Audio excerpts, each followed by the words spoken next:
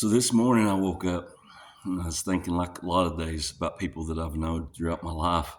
And I like to say a lot of times that I'm the last, or at least my generation. I still know a few that's my age, maybe one or two that's a little younger than me, but the last of the mountain men that kind of knew the old ways, had seen some of the stuff, still kind of lived that way a little bit to a certain extent.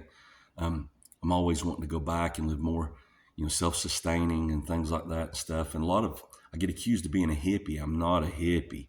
If any, and then I've got friends, some friends say, you're the biggest redneck I've ever seen. And other friends say, you're a wannabe hippie.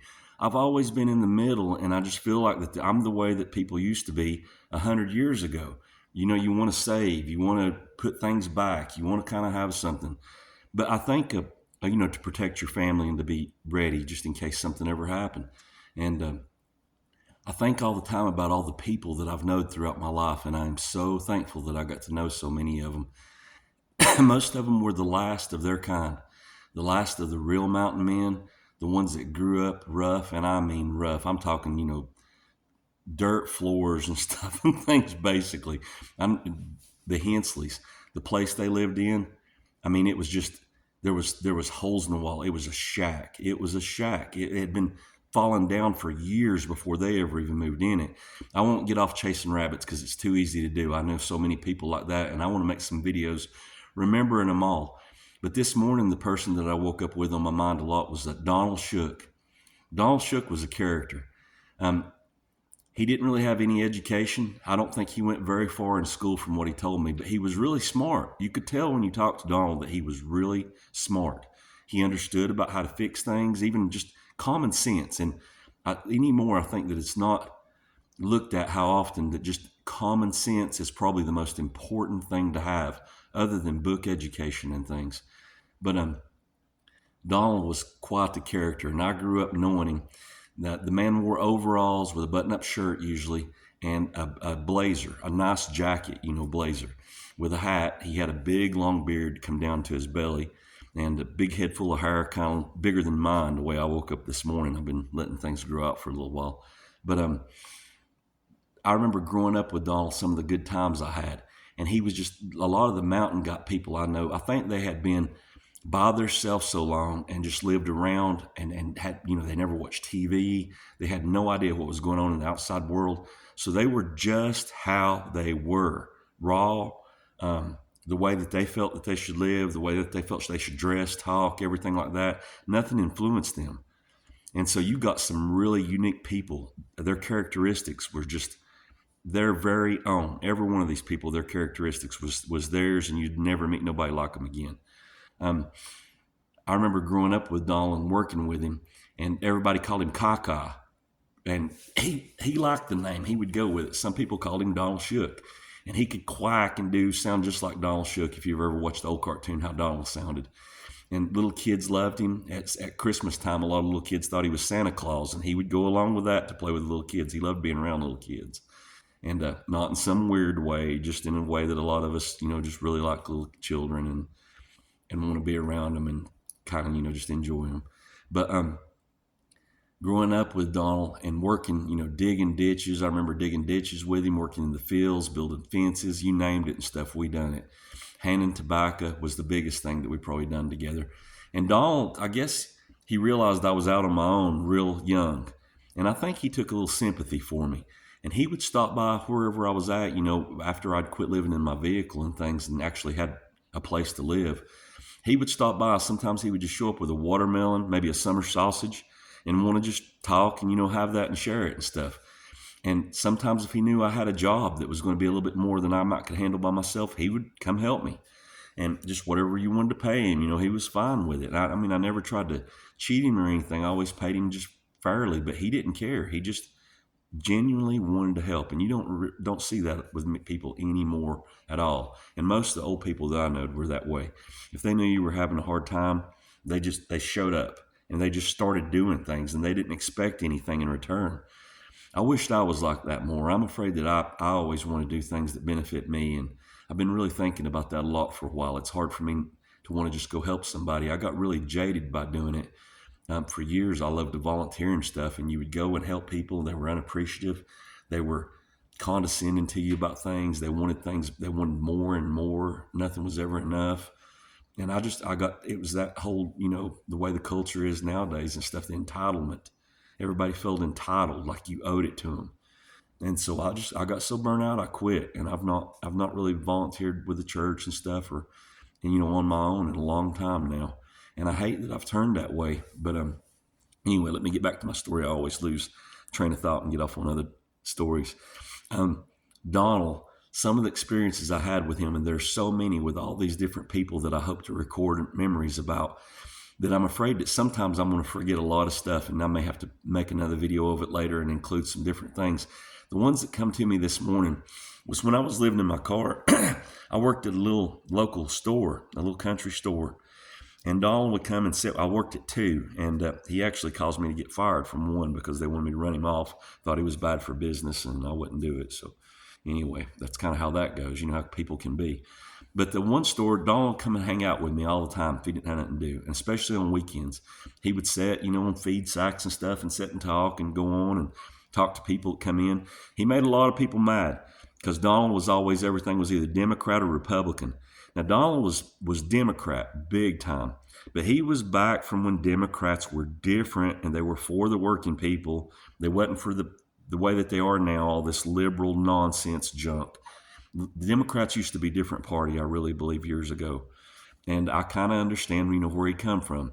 There's a lot of people now that I think I get mad that they can't leave their party. They're so into it. And they remember the party, of 40 or 50 years ago and not what it is now. They won't open their eyes and see, Anyway, I won't go into politics either, sorry.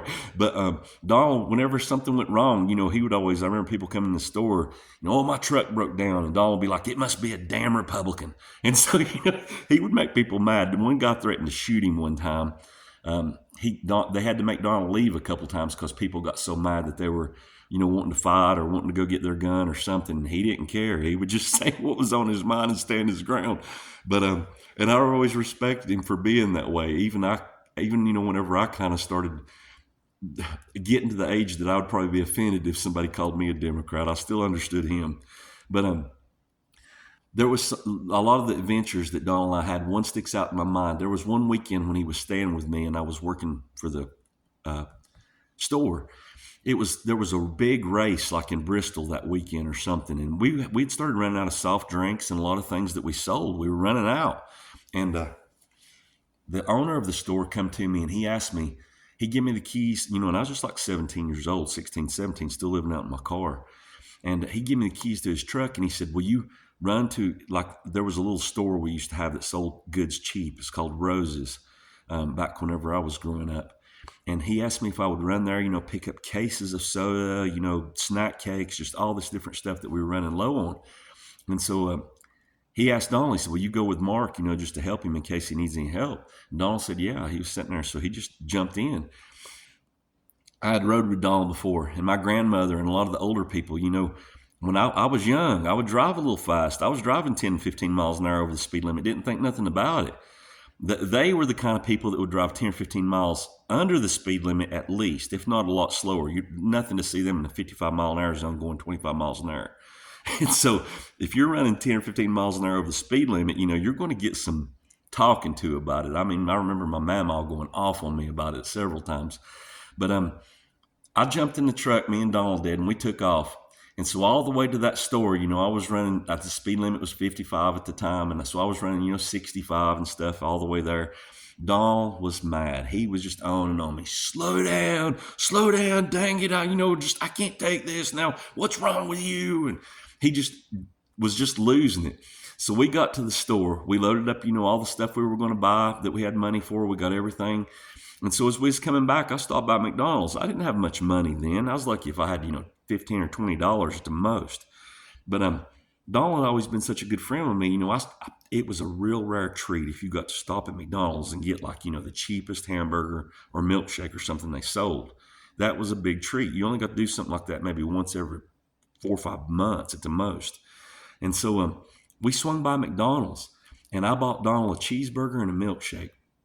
And so on the way back, he calmed down. He ate that cheeseburger and, sipping on that milkshake. And he would sip on it, real slowly, wanting to just take his time, taste it real good, And he quit fussing and complaining at me. So I got a little faster and a little faster. I was probably running about 15 miles an hour speed limit coming back. He didn't say anything. He just sat over there, in the truck. And at the Madison County line, there's a big bridge, real tall. And there's taller ones around here now and stuff and things, but at the time, that was about one of the tallest ones we probably knew of in this area. So as I was coming across that bridge, Donald leaned up and he's looking out over the side, out of the truck, looking down how far it goes and stuff. So I just cut the truck towards the side of the bridge and cut back real quick. Oh my gosh, he hit the seat and froze for about 5 seconds, and then he started cussing. What in the damn hell is wrong with you? And he cussed till the air went black. And so, finally, whenever he stopped cussing, it was like 2 or 3 minutes later, whenever he stopped cussing, his last words were, "Stop the dang truck, I'm getting out." And so he thought that he would get out and I would beg him to get back in, or something. So I stopped the truck and he bails out with his milkshake in his hand. And I just speed off, leave him in dust, He's standing there with his milkshake. I went out of sight looking in the rearview mirror, and Donald's standing there with his milkshake in his hand looking at me. And so I get about 3 miles out the road, maybe 4. And this was probably in, I'm going to guess, like 1990, 91 too. We had a real big hailstorm. It was right after people had got their tobacco set out and all this and stuff. It just beat the tobacco and the crops into the ground. It was a really bad hailstorm with some real big hail balls. I hit that about 3 miles after dropping him off beside the road. So I went to the store. I unloaded the stuff. I never said anything. Nobody asked where Donald was at. They knew how he was. Donald would get mad at you and he'd just leave and you wouldn't see him. Sometimes he'd just go off in the mountains and be gone for weeks. Nobody would see him. So nobody thought nothing about asking where Donald was at. It was typical. He was going to get mad or something would happen. He'd be gone. And so nobody asked. So I get everything unloaded, and some of my friends, from school and stuff had come through, and I was kind of laughing and telling them, I'm like, man, I set Donald out. And I hit that big hailstorm. Donald was out in that hailstorm, So hours passed, several hours passed. And, where I dropped him off was probably, 10 or 12 miles away from the store. So walking, you can imagine how long that's going to take you. Nobody would pick him up. The way Donald looked and stuff, most people wouldn't unless they just were from our area and knew him. So hours later, there's a big green van pulled in, had like a wizard or something painted on the side of it. It was real weird, psychedelic looking and all this. And the back door comes open, vroom, and out comes Donald with this look on his face, and he has a stick in his hand. And he just starts beating that stick, walking towards me. And then right when he gets up to the glass of the store, he just looks in at me, with a real hateful look and throws the stick down and just goes and gets in his vehicle and leaves. Soaking wet. Looked like he had took a shower with his clothes on. It was funny, but I shouldn't have done the man that way. Can you imagine being in a hailstorm for however long it lasted with big size hail balls? What he went through, it probably beat him about half to death. I often asked him, I let it go for a long time. I didn't bring it up because I did not want the repercussions from bringing it up. But, years later, I asked him, Donald, what happened? And he would get mad. He would still get just boiling mad. It was pretty hard on him to have went through that hailstorm, and how bad it was. But just things you do when you're younger. I wouldn't do my worst enemy that way, now. But back then it was funny. I didn't think anything about it. And it was just how life was. But I had so many good times with Donald. In the barns, hanging tobacco and stuff, some things that happened. I remember one time tier poles were breaking. All this tobacco was falling down on me, and I was not good with heights anyway. And so I was up in the barn. Donald was carrying the tobacco to me, handling it up. And so I was pulling this big move. I grabbed the tier pole beside me and did this big, swing, because I used to be kind of athletic and pretty strong whenever I was young. I was getting out of the way of all that tobacco and tier poles and mess falling down on top of me and just wiping me out.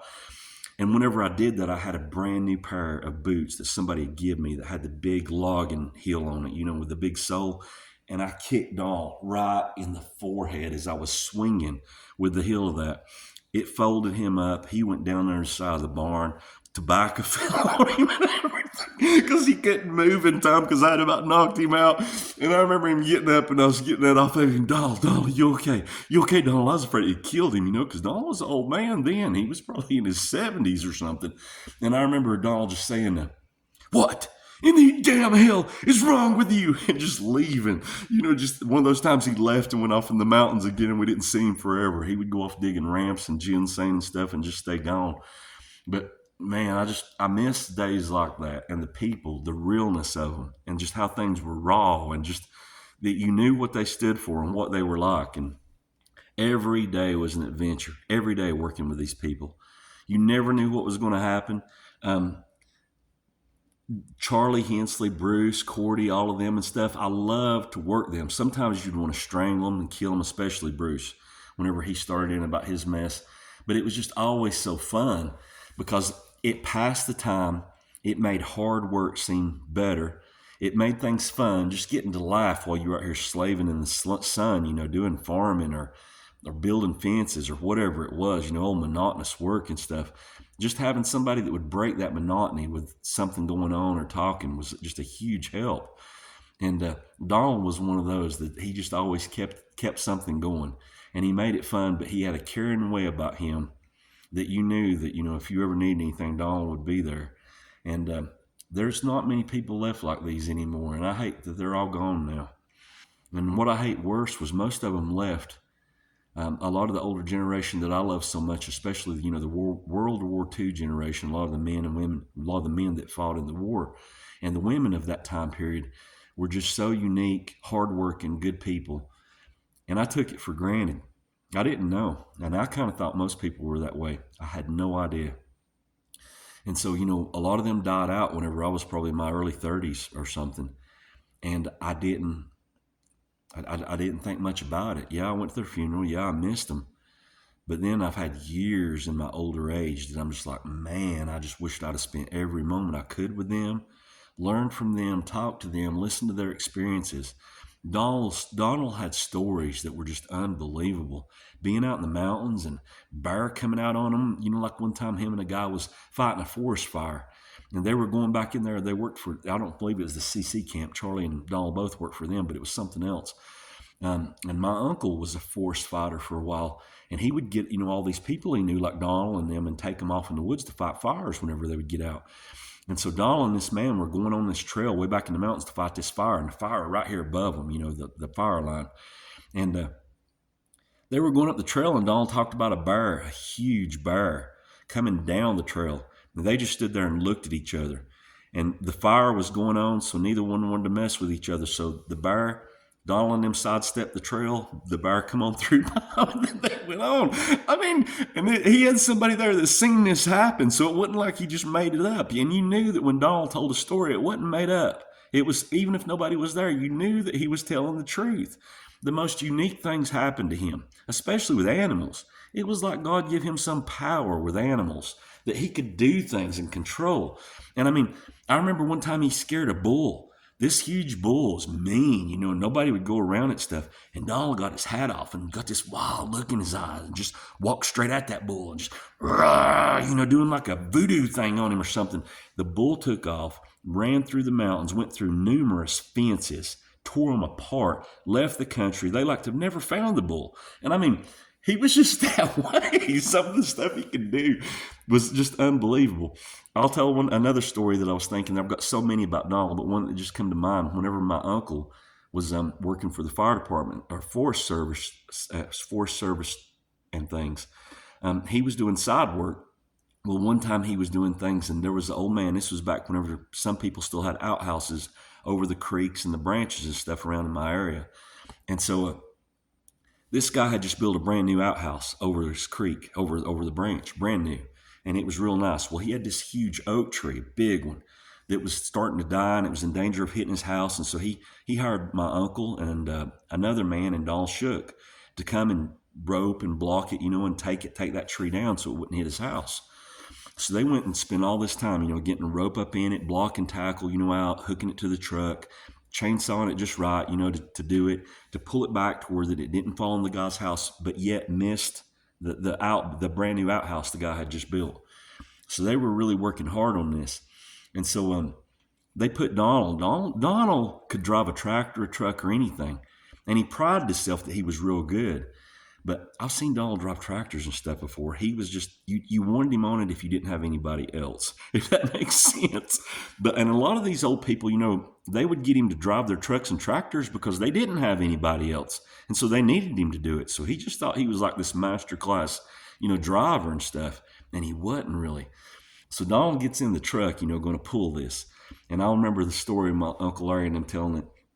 Said Donald sat in the truck, vroom, vroom, revving on the gas while they were chainsawing, vroom, vroom, keeping the tension out on the cord, vroom, pulling against it a little bit to start pulling that tree down. So he vroom, vroom on the gas. Well, they start into the back cut on the tree, and the tree starts to fall. Vroom, the truck ran out of gas. So the tree falls, and we're talking about a huge oak tree. It falls, it falls across the outhouse, wipes it out. The cable pulls the truck backwards like 30 foot, turns the truck over on its side. Donald's still inside of the truck when it happens. I mean, I just would have loved to have been there and seen that. Just some of these experiences that these old people had and stuff. I loved hearing about it. It was just classic tales that just unbelievable. And then what really gets me is I got to grow up working with a lot of these people, having these experiences. There was even some people that I worked for that every day I thought I was going to die. Every day. It was I understand now why I drank. Like once a week I would drink real heavy. And I was so anxietied up. And even now I'm an anxietied up type person and stuff. You had to worry every day, about your life, that you were getting ready to get killed by doing this job, just trying to make some money and stuff, taking on things that nobody else would do, that nobody else was foolish enough to do. It was common for them, everyday occurrence for them, because there was nobody around that did it. We didn't have any of these tree companies with all the bucket trucks and the specialty equipment and climbing and all that, everything that they can do now. Back then, you just had to figure it out on your own and just hope for the best. And so there was just a lot of things that I want to remember and pass on. And so, like usual, I get off chasing rabbits whenever I start recording these. I just want my children to hear some of these stories someday and remember some of the things that I got to experience and people I got to experience. And so there's so many about Donald, and it's going to be the same when I start telling about some of the other people. There's so many, I could sit here for days telling stories about these people. And I'm trying to remember some of the highlights. And so right now my mind's just getting flooded with other stories about Donald and some of the things I've seen. But I know nobody wants to sit and listen to, like a 4-hour video about things like this. So I'd be lucky if anybody listens to this. I'm just making it for my children to hear someday or something. And maybe along the way, some other people will enjoy listening to some of these stories about growing up in Western North Carolina and Madison County. Thanks.